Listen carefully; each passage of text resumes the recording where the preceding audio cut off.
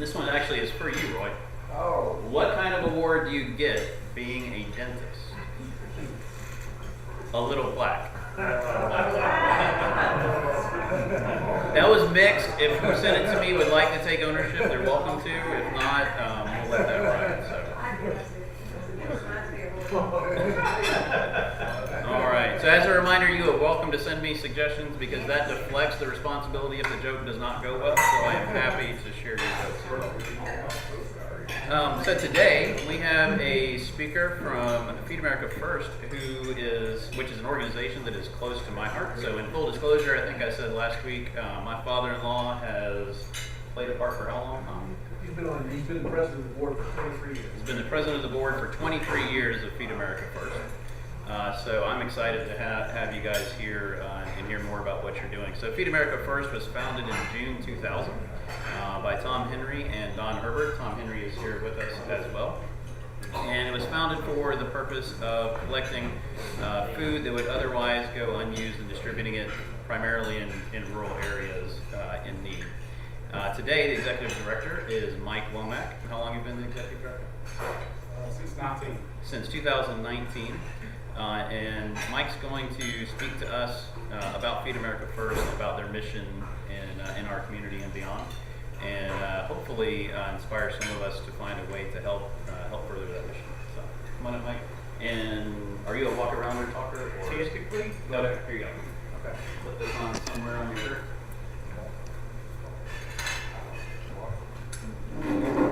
Good enough? You can, either way. You want to hand them out? Yep. Good morning. Or good afternoon, whichever one that it is. It's really hard for me to stand behind a podium. I'm a preacher's kid, and I have been in ministry myself for almost 30 years now, and so to be able to stand behind something is hard on me. But I was encouraged today to try to build a story along with this. And are you filming it? Do I need to stay behind it? No, you're good. I can. Okay. So I think about a story that we all know well, that's in all four Gospels, where Jesus finds himself in a time of turmoil. His best friend, so to speak, John the Baptist, has been killed, beheaded, and Jesus finds himself in a place where he has to be mourning, he has to be confused, he has to be troubled. Yet he also finds himself in a place where he's with his disciples, and with his disciples, a large group of people starts to surround him, and he starts to teach, and he starts to heal, and he starts to do the things that Jesus does. And I start thinking about our responsibility as just human beings. Whether you're a believer or not, our responsibility as human beings to help one another, right? I mean, that's why you're part of Rotary, is to help people that need help. Well, how easy or hard is it to help people in the middle of chaos?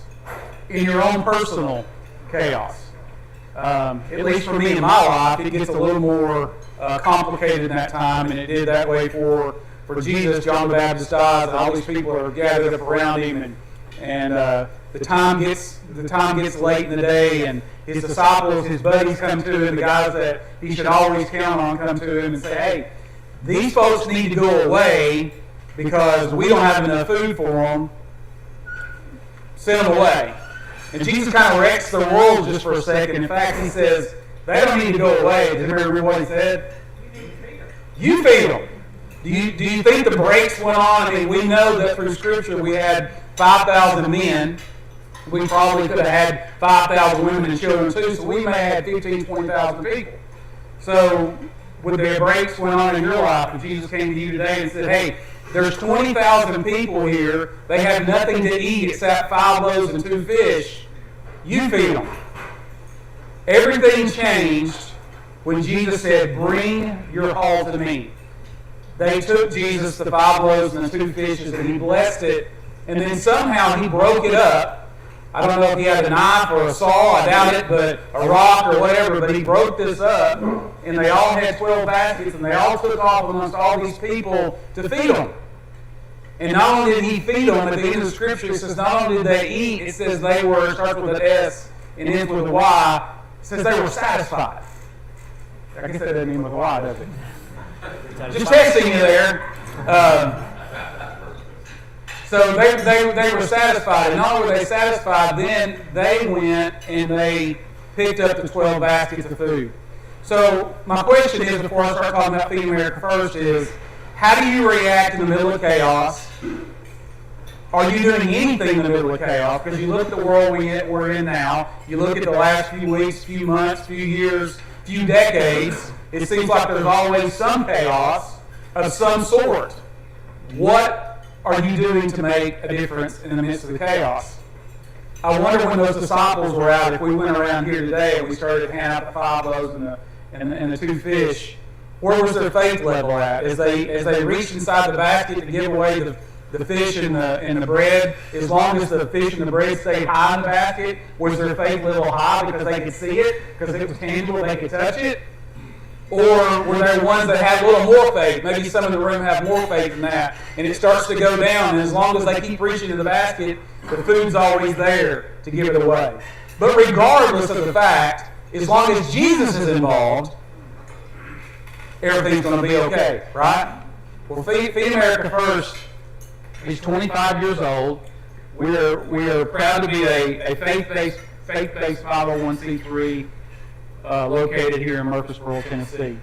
Our reach is much greater than that, somewhere around 200 to 250 miles around Murfreesboro. We go as far as into Kentucky. We go to Huntsville, Alabama. We go all the way over. We've done things in North Carolina, but on a typical basis, we're over in Cleveland, Tennessee. The same day we give food away in Cleveland, Tennessee, we're in Savannah, Tennessee. If you don't know where either one of those are, they're about 250 miles apart. So that's kind of our circle of influence. Through our 150 plus partner agencies, when Tom felt compelled to start Feeding America First, it was birthed through a Bible study at his church. Tom comes from the restaurant background and thought, how can I take what I know and make the world better with it? I mean, that's what we should do. And lots of churches have great food pantries. And they don't necessarily need more food pantries. We need to make sure the food pantries have more food. Because what good is a food pantry if it doesn't have any food? Then it's just a pantry with nothing in it. And that's not going to help anybody do anything. So our job at Feed America First is to work through our food pantry partners to help feed more people. Now, that may not impress you, but let me try a little bit harder to impress you. Through those 150 to 160 partners, we feed 40,000 families a month. Okay, they didn't get the response I thought. So maybe if you take those 40,000, thank you so much. I'll stick over to this table. If you look at the 40,000 families and you break those down to the U.S. government says there's usually four people per family, so that's 160,000 people a month. Shall I say there are 7 of us on staff? How does that happen? We live the loaves and fishes stories every single day. We could not do it without volunteers. I don't know if any of you have volunteered with Feed America First or not. If you haven't, we dare welcome you and encourage you to come and be part of what we do at Feed America First. Whether it's part of our Thursday events where we're actually handing out food, or you come and help pack food or something like that. But probably the two most impressive numbers, if you're a number person in the room, for every $1 that we receive at Feed America First, it supplies 15 meals. Okay, I'm going to go back over to this table. For the rest of you, this table's got it figured out, but for the rest of you, take your $1. I don't know if you have a $1 or not. Take your $1, go to your favorite grocery store. Take your $1 over there, give it to the manager or the bag boy or whoever you're working with, and say, I want my 15 meals. And as they usher you out, because you lost your mind, I mean, you know, you go to the grocery store now, you spent $200, you have 2 bags. So the buying power of that, but even more beautiful than that, the same $1, 98 cents of that $1 goes to mission. Only 2 cents goes to overhead. We're a 98-2 company. And for a nonprofit, that's unheard of. Now, that's not all the grace of God. You know, and we take no glory for it. We know that God provides everything that we do and all the things that we accomplish at Feed America First. So that's basically my elevator story for Feeding America First. That's the statistics size of it. We get most of we kind of got a tripod when it comes to funding. We have events, we have grants, and we have the goodwill of people. Grants right now is a tough spot. I was just in a class with my brother sitting over here from Red Cross. Can't remember what his name was, but I remember him. And we were in a class together last week, and we were talking about grants. And one of the things that we ran into this year, we are not government. We take no government money. We get no money from the government, nor do we want money from the government. We're a faith-based company, and we don't want the government telling us what we can and what we can't do.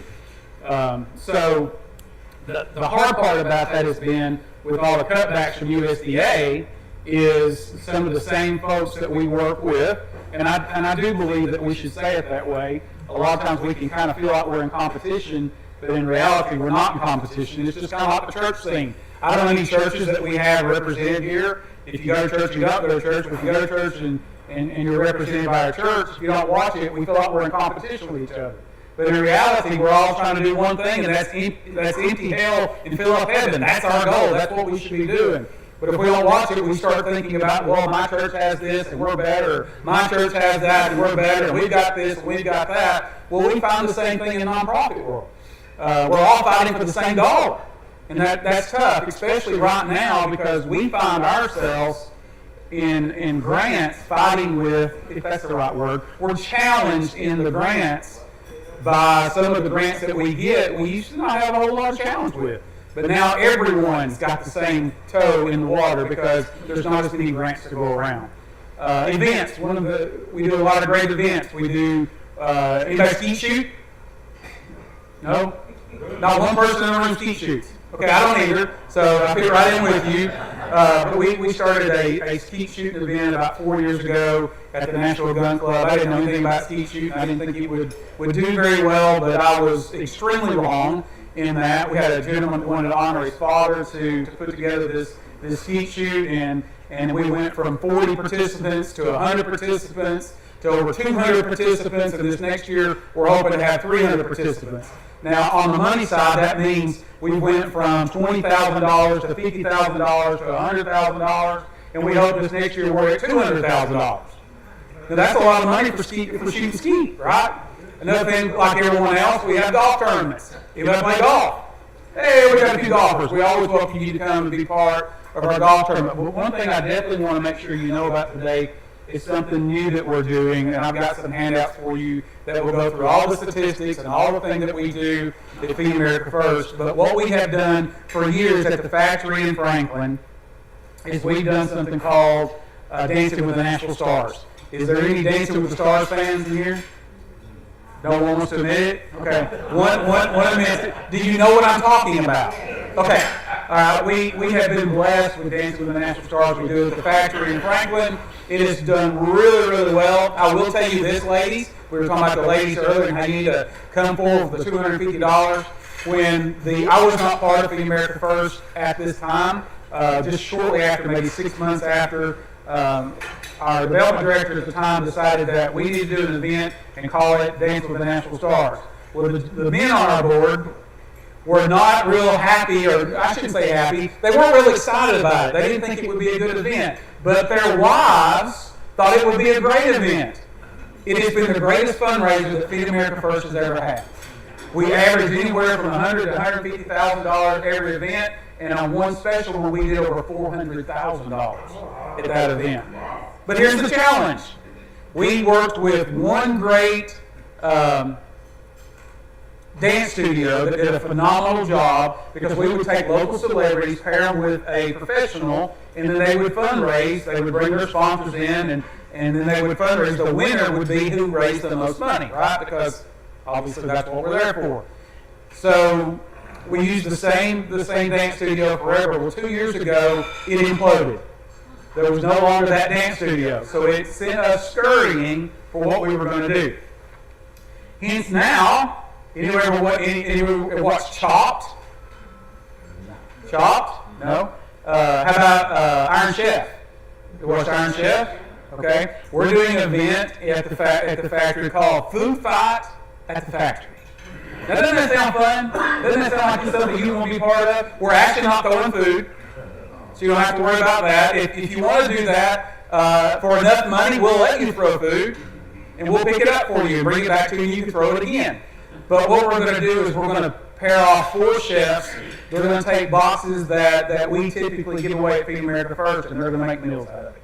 And they're going to compete against each other there at the factory. We're also going to have a taste of the factory, or a taste of Franklin, if we don't have enough restaurants in the factory to do it. So you'll have a taste of all the, if any of you have been to the factory in Franklin, if you haven't, you should go. It's such a cool venue to go. There's probably double-digit now restaurants in there, so you can go and be part of that. But this is on November 19th, Wednesday, November 19th.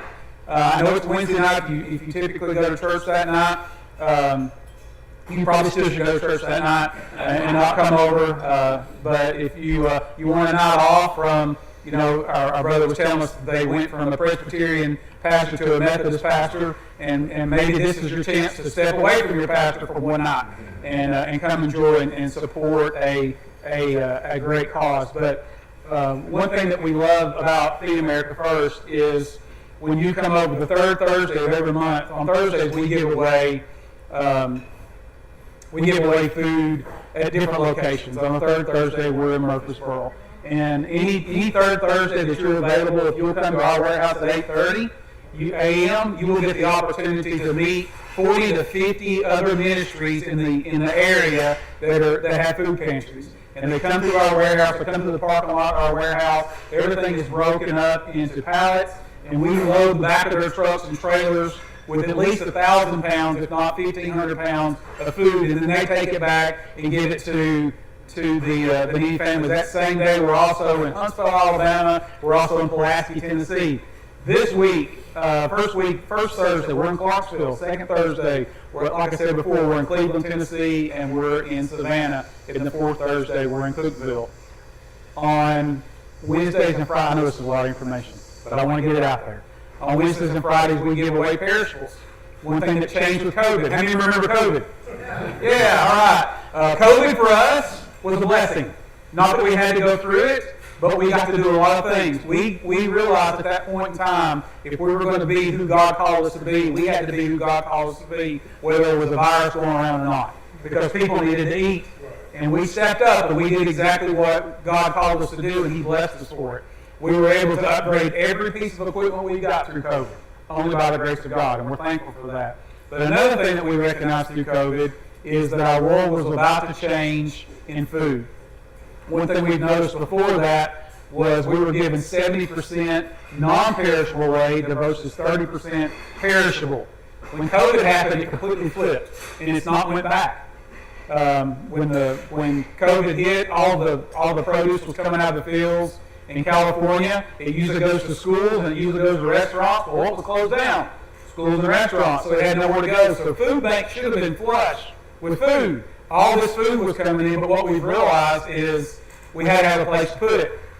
At the time, we were using 5 different 53-foot trailers for refrigeration. It works, but it's not the most efficient way to do it. In fact, you have to always remember what's in the trailer at all times so you rotate it properly. And as all this food was pouring in, we realized we had to do something different. Has anybody been part of the capital campaign before? Aren't they great? Aren't they so much fun? We did one in reverse. I don't know if you've been part of a reverse capital campaign or not, but what we realized is what we had to do is we had to build it and they will come. So we had to build it and then hope we could pay for it. And that's probably the most financially sound thing to do, but it was the most God moment we've ever had. So we leveraged our 5 acres and our building that we had no debt. Until that point, Feed America First had no debt. And we leveraged that debt into a 8,200 square foot cooler that will hold over 400 pallets. And we leveraged it into a freezer that's around 3,000 square foot that will hold over 100 pallets. So our world completely changed once we did that. Now, that was a $1.8 million project. I don't know if any of you have that in your pocket or in your checking account, but we would gladly take donations to help pay that off because we haven't gotten there yet. We're about halfway there. But in this environment that we're in today, it's tough. It's tough. But all I know is people are hungry, and it's our job to feed them. There's a lot of great food banks out there. We have a good relationship with Second Harvest. We do work with Second Harvest. We are not affiliated with Feeding America, who is their parent company, but we are on the same team. Nancy Kell and I are good friends, and it's important that we work together to make sure people are hungry. How many in the room, without naming names, could admit that you know somebody that's hungry? Usually that's the response I get. I promise you that you know people that are hungry, you just don't know they're hungry.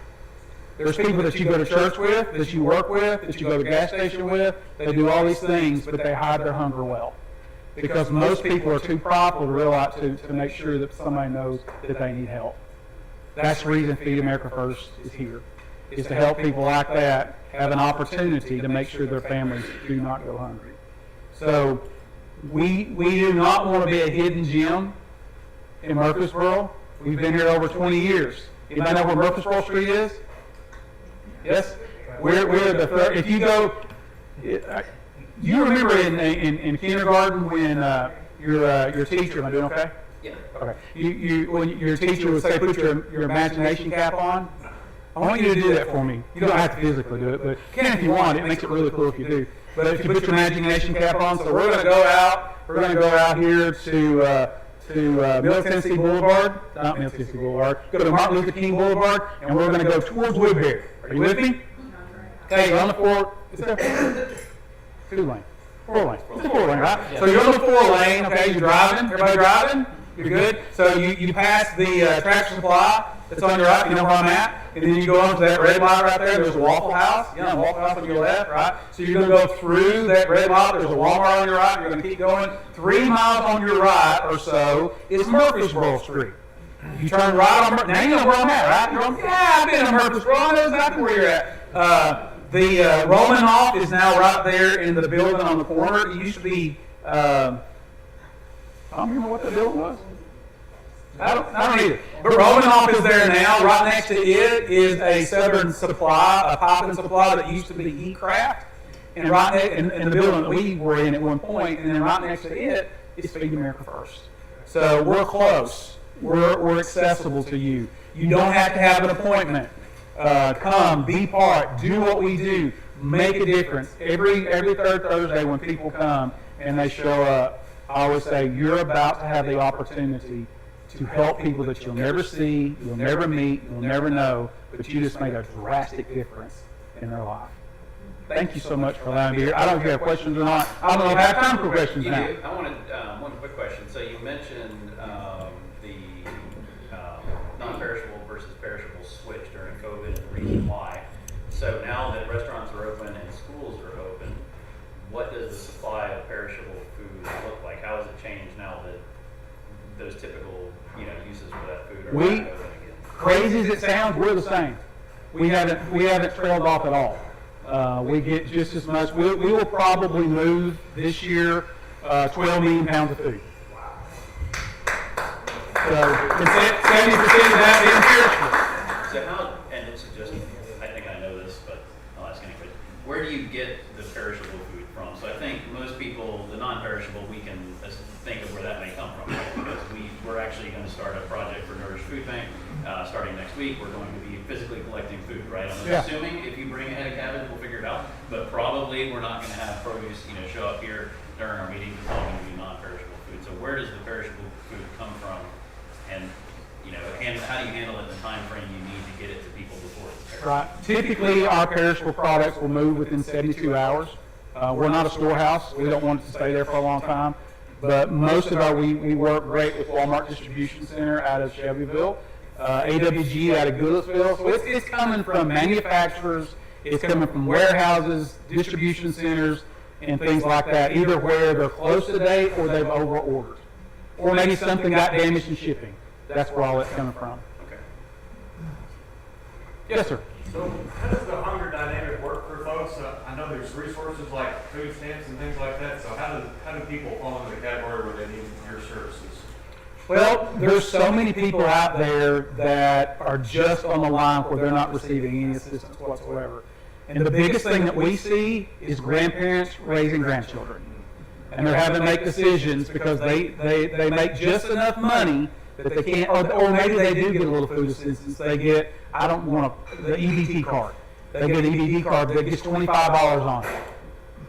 What are you going to buy for $25 at a grocery store? Not very much. So they rely on food pantries to help them not worry about buying food or gas, or medicine or that kind of thing. So that's kind of where the thing is. I think the days of, I'm sure there's a lot of people out there that may get a lot more money on EBT, but most of the people that we work with are the ones that are just falling through the gaps, and they have no chance of getting from anywhere else. Can I just make a comment to that? I just happened to go to the Murfreesboro City Schools update by the director of school, and he mentioned that in the backpack program, they feed 900, they send food home with 966 students every week. The county has a similar program, which I'm sure you're aware of.